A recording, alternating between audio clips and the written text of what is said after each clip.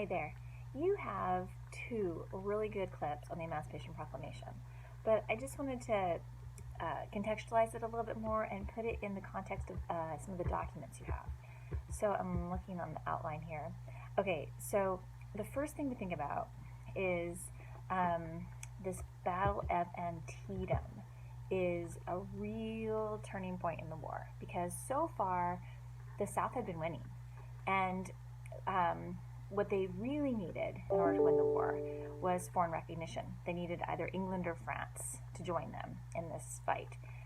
But if this is a war about slavery, England and France aren't going to join, because England and France have outlawed slavery.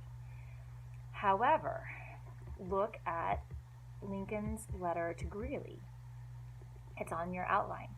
In Lincoln's letter to Greeley, Lincoln says this is about saving the Union. He says, I would save it the shortest way under the Constitution. If there be those who would save the Union,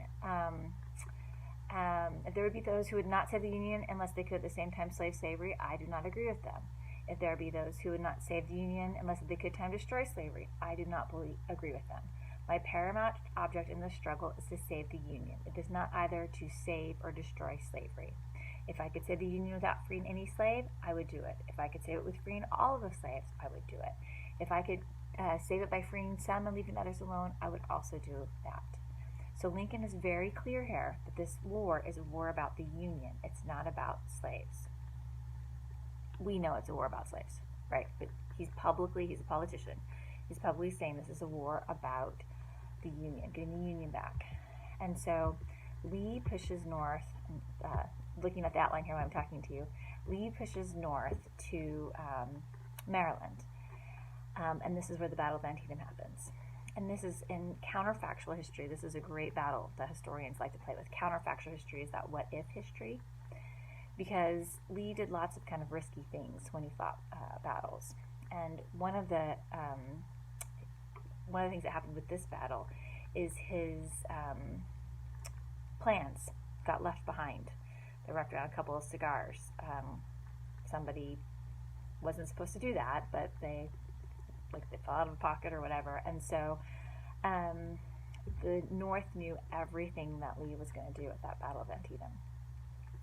Antietam is the single bloodiest battle of the Civil War.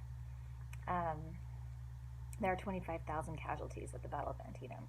So it always seems a little funny to me to say that the North won, because it's the single bloodiest battle of the war. But Lee ultimately has to retreat. And so what's significant about this is when Lee has to retreat at the Battle of Antietam, foreign recognition isn't a possibility. And remember, that's pretty much how we won the American Revolution. We were just 13 colonies. We beat England because we had France. So again, it wasn't improbable that the South could win. They had cotton, right? 3/4 of the world was buying their cotton from the South. If they could get England or France, but that's not going to happen now, because the one time they pushed north, they lost. And then, even more importantly, and the last video clip you're going to watch is going to make this point, Lincoln had already written the Emancipation Proclamation. He'd shown it to his cabinet members. What do you think? And they're like, yeah, we like it, but we're not winning. You got to wait to issue the Emancipation Proclamation when we're winning. And so the second that the North wins at the Battle of Antietam, Lincoln issues the Emancipation Proclamation. Now, think about this for a moment. The Emancipation Proclamation says that as of January 1st, 1863, all slaves in rebel territory will be free. Let me repeat that. As of January 1st, 1863, all slaves in rebel territory will be free. So technically, the Emancipation Proclamation doesn't free anyone, right? Because Lincoln's issuing a proclamation about the Confederacy, which sees itself as a different country. But what's significant about this is it changes the moral course of the war. Lincoln is now publicly saying this is a war to end slavery. We knew it was before, but now it's publicly stated. The Emancipation Proclamation also allows officially for black men to serve in the war. And again, you've got a couple of clips that are going to look at that as well, and that's also one of your terms with this outline. All right, if you've got any questions, you can put those in the discussion module. I hope you're doing well. Take care.